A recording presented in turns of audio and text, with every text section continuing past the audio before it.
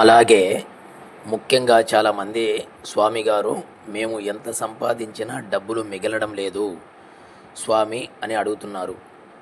మన పూజ రూమ్లో లక్ష్మీ వెంకటేశ్వరుల స్వామి పటము, పార్వతీ పరమేశ్వరుల పటము, వినాయకుడి పటము, ఏదైనా అమ్మవారి పటము, కొబ్బరి నూనెతో 2 దీపాలు వెలిగించవలెను.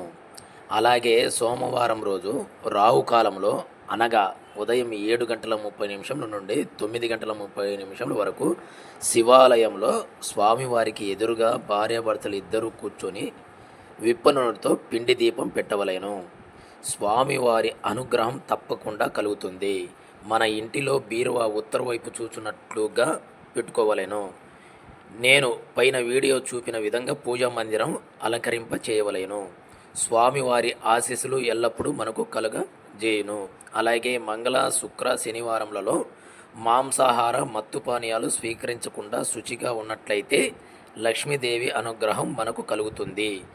ఈ వీడియో మీ స్నేహితులకు, మీ బంధువులకు షేర్ చేయండి, సబ్స్క్రైబ్ చేయండి. సర్వే జన సుఖినోవంతు. ఈ వీడియోను 10 మందికి షేర్ చేయండి, సబ్స్క్రైబ్ చేయండి, అలాగే బిల్ బటన్ నొక్కండి. ఓం నమో భగవతి వాస్తు